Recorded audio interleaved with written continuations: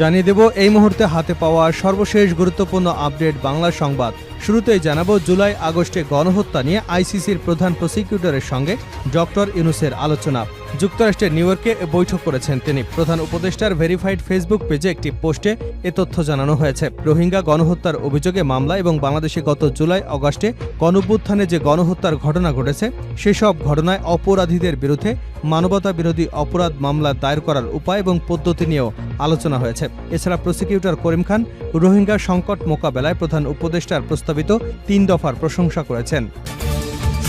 এবারে জানাবো অনির্বাচিত সরকার দীর্ঘদিন থাকলে দেশ ক্ষতিগ্রস্ত হবে ভিপি নূর। অন্তর্বর্তীকালীন সরকার গঠনের পর থেকেই আগামী জাতীয় সংসদ নির্বাচনের রোডম্যাপ ঘোষণা নিয়ে রাজনৈতিক দলসহ নানা মহলে আলোচনা শুরু হয়। এ নিয়ে সরকারের পক্ষ থেকে সুনির্দিষ্ট কোনো ঘোষণা না পাওয়ায় বিএনপি সহ বিভিন্ন রাজনৈতিক দল এক ধরনের দ্বিধাদ্বন্দ্বে পড়ে। জানাবো রাজনৈতিক বিবেচনায় নেওয়া গণপূর্তের ৫,৫০০ কোটি টাকার ৬ প্রকল্প বাতিল। এছাড়া আরও ১,০০০ কোটি টাকা ব্যয়ে নেওয়া ৯টি প্রকল্প বাতিলের জন্য প্রস্তুত করা হয়েছে।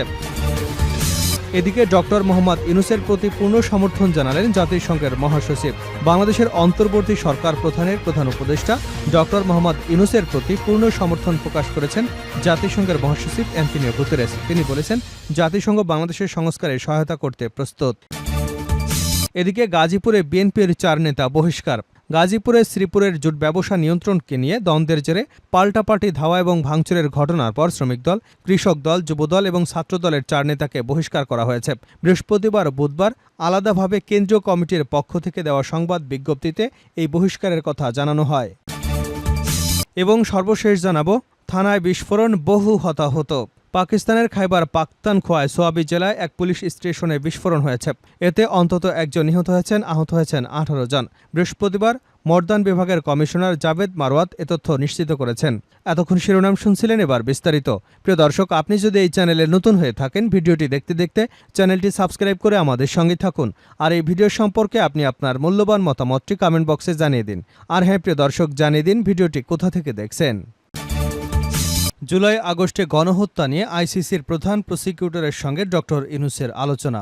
আন্তর্জাতিক অপরাধ আদালতের প্রধান প্রসিকিউটর করিম এ খান বাংলাদেশের অন্তর্বর্তী সরকারের প্রধান উপদেষ্টা অধ্যাপক ডক্টর মোহাম্মদ ইউনূসের সঙ্গে বৈঠক করেছেন। স্থানীয় সময় বৃহস্পতিবার যুক্তরাষ্ট্রের নিউ ইয়র্কে এ বৈঠক করেন তিনি। প্রধান উপদেষ্টার ভেরিফাইড ফেসবুক পেজে একটি পোস্টে এ তথ্য জানানো হয়েছে। বৈঠকে রোহিঙ্গা গণহত্যার অভিযোগে মামলা এবং বাংলাদেশে গত জুলাই আগস্ট মাসে গণঅভ্যুত্থানে যে গণহত্যার ঘটনা ঘটেছে সেসব ঘটনায় অপরাধীদের বিরুদ্ধে মানবতা বিরোধী অপরাধে মামলা দায়ের করবার উপায় এবং পদ্ধতি নিয়ে আলোচনা হয়েছে। এছাড়া প্রসিকিউটর করিম খান রোহিঙ্গা সংকট মোকাবেলায় প্রধান উপদেষ্টার প্রস্তাবিত ৩ দফার প্রশংসা করেছেন। ডক্টর ইউনূস নেদারল্যান্ডসের প্রধানমন্ত্রী ডিক শুফের সঙ্গেও কথা বলেছেন। কৃষি রূপান্তর, পানি ব্যবস্থাপনা, দুর্নীতি মোকাবেলা এবং সংস্কার বাস্তবায়নের জন্য ডাচদের সহায়তা চেয়েছেন। এছাড়া প্রধান উপদেষ্টার মার্কিন যুক্তরাষ্ট্রের সিনেটের সংখ্যাগরিষ্ঠ নেতা ডিক ডারবিনের সঙ্গেও বৈঠক করেছেন। অনির্বাচিত সরকার দীর্ঘদিন থাকলে দেশ ক্ষতিগ্রস্ত হবে ভিপি নূর। অন্তর্বর্তীকালীন সরকার গঠনের পর থেকেই আগামী জাতীয় সংসদ নির্বাচনের রোডম্যাপ ঘোষণা দিয়ে রাজনৈতিক দলসহ নানা মহলে আলোচনা শুরু হয়। এ নিয়ে সরকারের পক্ষ থেকে সুনির্দিষ্ট কোনো ঘোষণা না পাওয়ায় বিএনপি সহ বিভিন্ন রাজনৈতিক দল এক ধরনের দ্বিধাদ্বন্দ্বে পড়ে।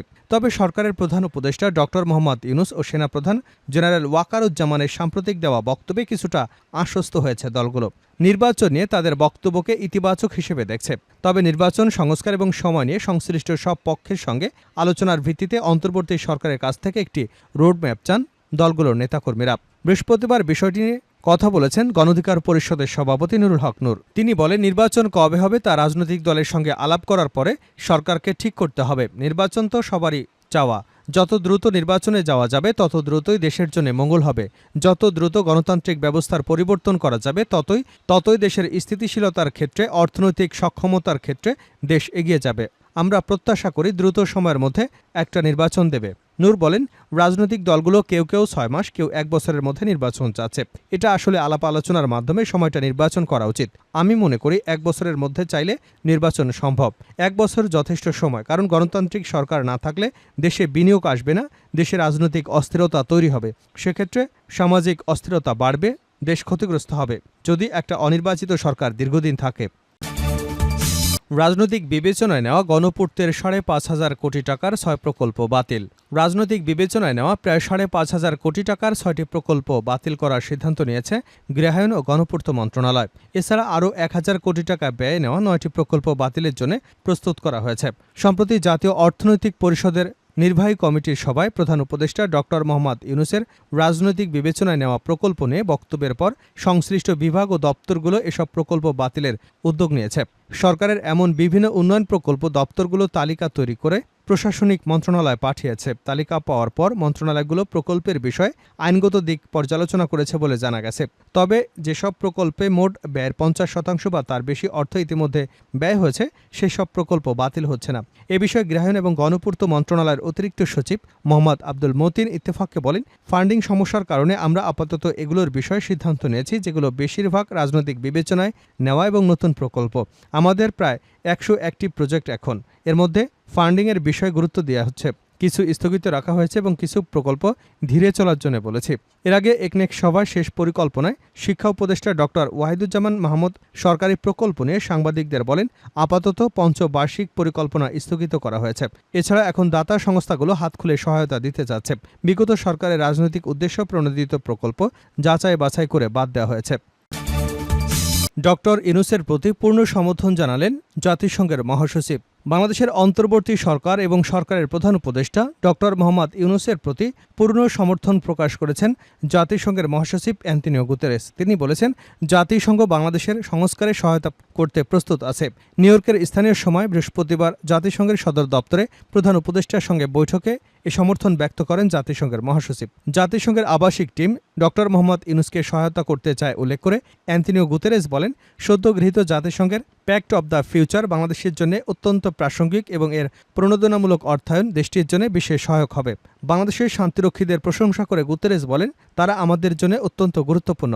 এ সময় জুলাই-অগাস্ট মাসের ছাত্র জনতার আন্দোলনের কথা উল্লেখ করে প্রধান উপদেষ্টা বলেন, এই আন্দোলন শেখ হাসিনার নির্মম স্বৈরশাসনের অবসান ঘটায়। আমি এখানে উপস্থিত হতে পেরেছি কারণ তরুণরা নতুন বাংলাদেশের জন্য তাদের জীবন উৎসর্গ করেছে। বৈঠকে জলবায়ু পরিবর্তন এবং বাংলাদেশের ১৭ কোটি মানুষের উপরে প্রভাব, রোহিঙ্গা সংকট এবং জুলাই-অগাস্টে আন্দোলনের সময় সংগঠিত নৃশংসতার তদন্তে জাতিসংঘের নেতৃত্বাধীন অনুসন্ধান মিশনের বিষয়ে আলোচনা হয়। গাজীপুরে বিএনপির ৪ নেতা বহিষ্কার। গাজীপুরে শ্রীপুরে জুট ব্যবসা নিয়ন্ত্রণকে নিয়ে দ্বন্দ্বের জেরে পাল্টাপাল্টি ধাওয়া এবং ভাঙচুরের ঘটনার পর শ্রমিক দল, কৃষক দল, যুবদল এবং ছাত্রদলের ৪ নেতাকে বহিষ্কার করা হয়েছে। বৃহস্পতিবার ও বুধবার আলাদাভাবে কেন্দ্রীয় কমিটির পক্ষ থেকে দেওয়া সংবাদ বিজ্ঞপ্তিতে এই বহিষ্কারের কথা জানানো হয়। বহিষ্কৃত ৪ জন হলেন শ্রমিক দলের গাজীপুর উপজেলা শিল্পাঞ্চল কমিটির আহ্বায়ক কাজল ফকির, গাজীপুর জেলা কৃষক দলের আহ্বায়ক এস.এম. আবুল কালাম, জেলা যুবদলের আহ্বায়ক কমিটির সদস্য এস.এম. পলাশ চঞ্চল এবং শ্রীপুর পৌর যুবদলের যুগ্ম আহ্বায়ক শাহাদাত হোসেন। সংগঠনের শৃঙ্খলা পরিপন্থী কাজে যুক্ত থাকার অভিযোগে এ ব্যবস্থা নেওয়া হয়েছে বলে শ্রমিক দল, কৃষক দল এবং যুবদল ও ছাত্রদলের কেন্দ্রীয় কমিটির সংবাদ সম্মেলনে বলা হয়েছে। জানা গেছে, বুধবার সকাল ১০টার দিকে গাজীপুর উপজেলার বেড়াইদের চালার সিএনবি এলাকায় এসকিউ সেলসিয়াস কারখানায় জুট ব্যবসাকে কেন্দ্র করে বিএনপির অঙ্গ সংগঠনের ২ গ্রুপের মধ্যে পাল্টাপাল্টি ধাওয়া, দেশীয় অস্ত্রের মহড়ার ঘটনা ঘটে। এক পর্যায়ে সেখানে এক নেতার ব্যক্তিগত কার্যালয়ে কয়েকটি গাড়ি ভাঙচুরের ঘটনা ঘটে। পরে কয়েকটি ককটেল বিস্ফোরণ ঘটানো হয়। খবর পেয়ে পুলিশ এবং সেনাবাহিনীর সদস্যরা ঘটনাস্থলে গিয়ে উপস্থিত হন। এদিকে পাল্টাপাল্টি ধাওয়া এবং অস্ত্রের মহড়ায় সংবাদ প্রকাশ করতে যাওয়ায় এক সাংবাদিককে পিস্তল ঠেকিয়ে ভিডিও ফুটেজ মুছে ফেলার অভিযোগ পাওয়া গেছে। এ ঘটনায় ভুক্তভোগী যমুনা টিভির সাংবাদিক হোসাইন আলী বাবু শ্রীপুর থানায় লিখিত অভিযোগ দায়ের করেছেন। শেষ করছে আন্তর্জাতিক সংবাদ দিয়ে। পাকিস্তানের থানায় বিস্ফোরণ, বহু হতাহত। পাকিস্তানের খাইবার পাখতুনখোয়ায় সোয়াবি জেলায় এক পুলিশ স্টেশনে বিস্ফোরণ হয়েছে। এতে অন্তত ১ জন নিহত হয়েছেন, আহত হয়েছেন ১৮ জন। বৃহস্পতিবার মর্দান বিভাগের কমিশনার জাবেদ মারওয়াত এ তথ্য নিশ্চিত করেছেন। প্রাথমিক তথ্যের ভিত্তিতে প্রতিবেদনে বলা হয়েছে, থানায় প্রথম ফ্লোরে এক গুদামে শর্ট সার্কিটের কারণে বিস্ফোরণ হয়েছে। উদ্ধার ও দমকল কর্মীরা দ্রুত ঘটনাস্থলে যায়। তারা আহত পুলিশ সদস্যদের বাজাখান মেডিকেলে পাঠিয়েছে। বিস্ফোরণে ভবনের আগুন ধরে গেছে, তবে দমকল বাহিনীদের তৎপরতায় শিগগিরই সেই আগুন নেভানো হয়। কর্মকর্তাদের বরাতে প্রতিবেদনে বলা হয়েছে, আহত ১৫ জন পুলিশকে হাসপাতালে নেওয়া হয়েছে।